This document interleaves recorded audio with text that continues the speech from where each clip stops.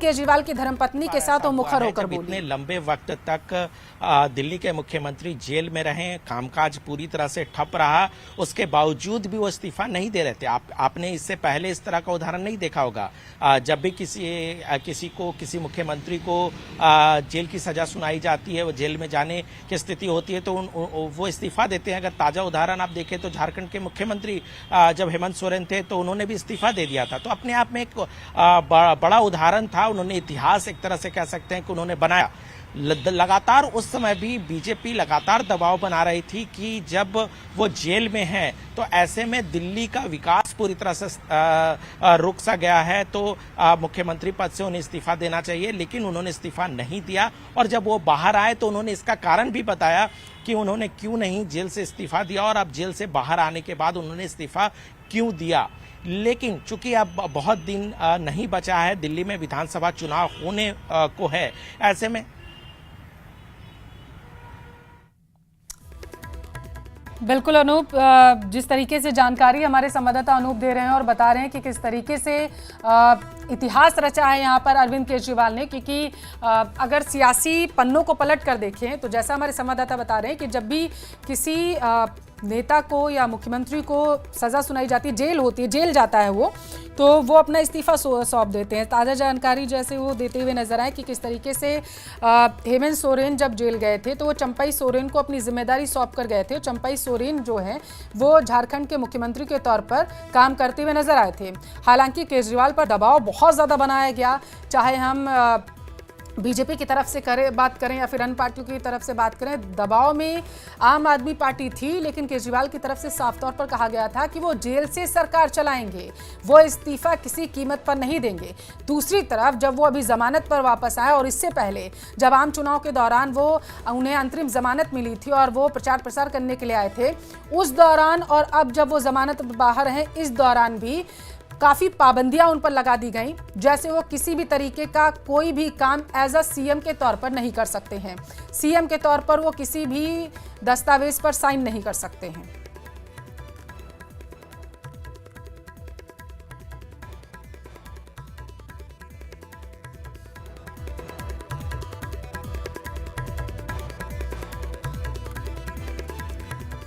सीधी तस्वीरें आपको बीजेपी मुख्यालय जयपुर से दिखाएंगे। सीएम भजनलाल शर्मा वहां पर पहुंच चुके हैं, क्या कुछ कह रहे हैं जरा आप सुनिए। तो ये तस्वीरें आप देखिए, पीएम मोदी के जीवनी पर आधारित प्रदर्शनी का यहां पर उद्घाटन जो है वो सूबे के मुखिया सीएम भजनलाल शर्मा करते हुए नजर आ रहे हैं। आपकी जानकारी के लिए आपको बताते चलें कि आज जो है देश के प्रधानमंत्री नरेंद्र मोदी अपना 74वां जन्मदिन मना रहे हैं और उनके जन्मदिन के अवसर पर बीजेपी के तमाम दिग्गज नेता जो हैं वो कार्यक्रमों का आयोजन करते हुए नजर आ रहे हैं। और इसी कड़ी में बीजेपी मुख्यालय से सीधी तस्वीरें आप देख पा रहे हैं, जहां पर सूबे के मुखिया सीएम भजनलाल शर्मा मौजूद हैं और वो पीएम मोदी के जीवन पर आधारित प्रदर्शनी का उद्घाटन कर रहे हैं। सीएम भजनलाल ने प्रदर्शनी का उद्घाटन किया है और इस दौरान वो बीजेपी के तमाम जो कहा जा सकता है कि उसके उस त्याग और उसके एक समर्पण की जो बात है, उस बात को काफी तवज्जो दिया गया पार्टी में। दूसरा, उनकी एक छवि एक बेहद तेज तर्रार महिला नेता के तौर पर उनको देखा जाता है, क्योंकि युवा है और युवा के साथ साथ युवाओं को अपने साथ जोड़ना और इसके साथ साथ जो वरिष्ठ नेता हैं उनको भी साथ में लेकर चलना, ये एक किसी भी नेता की एक अच्छी क्वालिटी मानी जाती है। और इस क्वालिटी का जो एक अच्छा खासा जो एक कहा जा सकता है कि तजुर्बा जो है वो आतिशी में देखा जाता है। और इसी बात को ध्यान में रखते हुए पार्टी के कई वरिष्ठ नेता भी अपनी सहमति उसके प्रति दिखाते हुए नजर आए। तो चाहे वरिष्ठ नेताओं की अगर बात करें या पार्टी के संस्थापक सदस्यों की बात करें या जो अभी के युवा मंत्री हैं या नेता हैं, उनके बीच में आतिशी का जो कद है वो एक साफ सुथरी और इसके साथ साथ एक कहा जा सकता है कि बिना किसी विरोध के उसको जाना जाता है कि तो एक तरह से कह सकते हैं कि इसी का एक फायदा जो है आतिशी को मिला है और इसी की वजह से खुद मुख्यमंत्री अरविंद केजरीवाल जो है उनके नाम का संबोधन किया। साफ सुथरी छवि जो है वो आतिशी मार्लेना की है, तो क्या यही वजह है कि उनका नाम सामने आया? क्योंकि शंकर, अगर दूसरे पहलुओं पर गौर करें तो सियासी गलियारों में ये भी चर्चा थी कि मनीष सिसोदिया, संजय, किसी का भी नाम सामने आ सकता है, लेकिन आपको क्या लगता है कि इन लोगों का नाम आगे ना करके बीजेपी को अटैक ना करने का यहाँ पर मौका दिया गया आम आदमी पार्टी की तरफ से, क्योंकि जिस केस में अरविंद केजरीवाल जेल गए थे उसी का आरोप मनीष सिसोदिया और संजय दोनों पर था। आपने बहुत सटीक सवाल किया है और उसका जवाब भी लगभग स्पष्ट हो चुका है, क्योंकि जिस तरह से मुख्यमंत्री अरविंद केजरीवाल पर तो बेहद संगीन आरोप लगा, उस केस में वो जेल भी गए, उसी मामले में मनीष सिसोदिया जेल में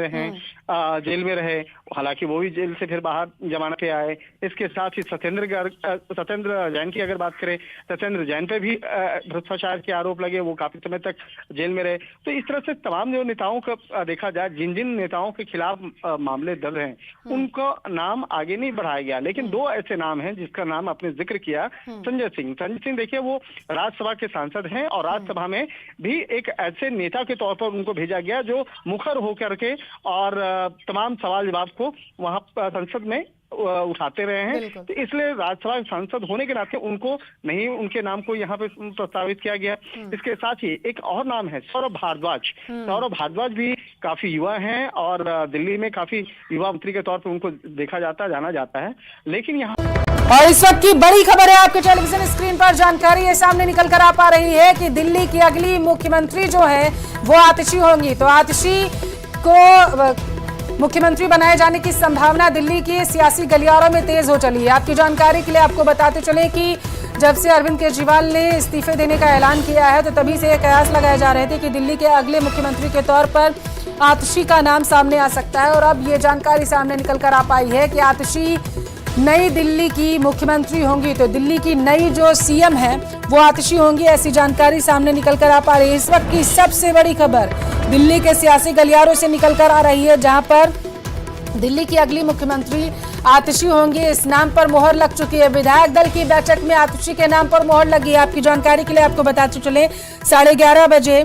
विधायक दल की बैठक बुलाई गई थी। अरविंद केजरीवाल की तरफ से इस बैठक की अध्यक्षता की जा रही थी और माना यह जा रहा था सियासी गलियारों में कि आतिशी ही अगली मुख्यमंत्री जो है दिल्ली की हो सकती हैं। और अब बताया जा रहा है कि उनके नाम पर मोहर लग चुकी है। ज्यादा जानकारी लेंगे, संवाददाता शंकर आनंद हमारे साथ टेलीफोन लाइन पर जुड़ चुके हैं। शंकर, सियासी गलियारों में जो नाम सबसे ज्यादा सामने आया, आखिरकार उस पर मोहर लग चुकी है? सुंदर, देखिए जिस तरह से आज आम आदमी पार्टी के तमाम वरिष्ठ नेताओं की आज बैठक थी और जिसमें कि मुख्यमंत्री जो तत्कालीन मुख्यमंत्री हैं अरविंद केजरीवाल, उन्होंने ही इस आतिशी के नाम का संबोधन किया और उसके बाद जिस तरह से वहां पे तालियां बजी हैं और जिस तरह से इस मामले पर औपचारिक तौर पर एक तरह से कहा जा सकता है कि मुहर लग गई है। और जैसे ही आतिशी का उनका नाम लिया गया और इस मामले पर चर्चा हुई, उसके बाद जिस तरह से कहा जा सकता है कि अन्य जितने भी और भी कैंडिडेट थे उनके नाम को दरकिनार करते हुए तो एक तरह से कह सकते हैं कि एक आतिशी जो पिछले काफी समय से आम आदमी पार्टी से जुड़ी रही और जिस तरह से चाहे वो अन्ना आंदोलन की बात कहें और जिस तरह से इस मामले में वो पार्टी के से जुड़ी और पार्टी के विचारों के साथ जुड़ी, तो कहीं न कहीं इस बात को ध्यान में रखते हुए जिस तरह से एक कयास लगाया जा रहा था। हालांकि कल ही न्यूज 18 के कार्यक्रम में भी आतिशी पहुंची थी और उस वक्त में खुलकर अपने विचारों को रख रही थी और न्यूज 18 के कार्यक्रम में ही उनसे पूछा भी गया तो उस वक्त में हालांकि वो मुस्कुरा करके उन्होंने जवाब दिया कि आम आदमी पार्टी की जो बैठक होगी और उस बैठक के दौरान में तमाम नेताओं के द्वारा उस नाम का चयन किया जाएगा कि दिल्ली का मुख्यमंत्री अगला कौन होगा। तो कहीं न कहीं जिस तरह से कहा जा सकता है एक जो संभावना जताई जा रही थी आतिशी के नाम पर लगभग मुहर लग चुका है, क्योंकि जिस तरह से बैठक के दौरान में आतिशी का नाम वहां पर जिक्र किया गया और उसके बाद जिस तरह से तालियां बजी, जिस तरह से जो तमाम नेता और मौजूदा जो दिल्ली के मंत्री हैं उनके द्वारा जिस तरह से उनके नाम पर सहमति जताई गई, तो लगभग समझ लीजिए कि आतिशी के नाम पर मुहर लग चुका है और दिल्ली की अगली मुख्यमंत्री आतिशी होंगी, ये भी अब लगभग तय हो चुका है। तो एक तरह से कह सकते हैं कि दिल्ली के मुख्यमंत्री अरविंद केजरीवाल जिस तरह से दिल्ली की जो पूर्व आबकारी नीति भ्रष्टाचार मामले में जिस तरह से जेल गए थे, जेल से जमानत पे आने के बाद जिस तरह से इस मामले में पिछले 3 दिन पहले उन्होंने ऐलान किया था कि वो इस्तीफा देंगे और दिल्ली को एक नया मुख्यमंत्री भी देंगे। तो एक तरह से कह सकते हैं कि वो उन्होंने विधानसभा भंग करने के बजाय उन्होंने अपने ही पार्टी के काफी सीनियर और काफी एक सुलझी हुई नेता के तौर पर जानी जाती हैं आतिशी, उनके नाम का उन्होंने संबोधन किया और उसके बाद आतिशी का नाम संबोधन करने के बाद ही वहां पर एक तरह से कहा जा सकता है कि जो खुशियां हैं नेताओं के चेहरे पर वो देखी जा सकती हैं। और अब लगभग तय हो चुका है कि दिल्ली की जो अगली मुख्यमंत्री होंगी वो आतिशी होंगी। और आतिशी की अगर बात करें तो आतिशी का जो एक कहा जा सकता है कि पार्टी के अन्य नेताओं के बीच में भी उनकी जो एक कहा जा सकता है कि संपर्क और एक कहा जा सकता है कोऑर्डिनेशन बहुत बेहतर माना जाता है। और दिल्ली में एक कहीं न कहीं कहा जा सकता है कि महिला मुख्यमंत्री के तौर पर एक नया एक चेहरा मिला है। तो एक तरह से कह सकते हैं कि इन तमाम मसलों को ही ध्यान में रखते हुए मुख्यमंत्री अरविंद केजरीवाल ने आतिशी के नाम का चयन किया। और हालांकि इस नाम में कई लोग थे, कई जो वरिष्ठ नेता हैं आम आदमी पार्टी के ही, वो भी इस लिस्ट में थे। लेकिन एक तरह से कह सकते हैं कि जैसे ही दिल्ली के मुख्यमंत्री अरविंद केजरीवाल ने आतिशी के नाम का संबोधन किया और उसके नाम का प्रस्ताव किया, उस पर अन्य नेता जो हैं वो अपनी सहमति जताते हुए नजर आए। और ये जताने के बाद अब लगभग तय हो चुका है कि आतिशी दिल्ली का पार्टी के संस्थापक सदस्यों की बात करें या जो अभी के युवा मंत्री हैं या नेता हैं, उनके बीच में आतिशी का जो कद है वो एक साफ सुथरी और इसके साथ साथ एक कहा जा सकता है कि बिना किसी विरोध के उसको जाना जाता है कि तो एक तरह से कह सकते हैं कि इसी का एक फायदा जो है आतिशी को मिला है। और इसी की वजह से खुद मुख्यमंत्री अरविंद केजरीवाल जो है उनके नाम का संबोधन किया। सुथरी छवि जो है वो आतिशी मरलेना की है, तो क्या यही वजह है कि उनका नाम सामने आया? क्योंकि शंकर अगर दूसरे पहलुओं को गौर करें तो सियासी गलियारों में ये भी चर्चा थी कि मनीष सिसोदिया, संजय, किसी का भी नाम सामने आ सकता है। लेकिन आपको क्या लगता है कि इन लोगों का नाम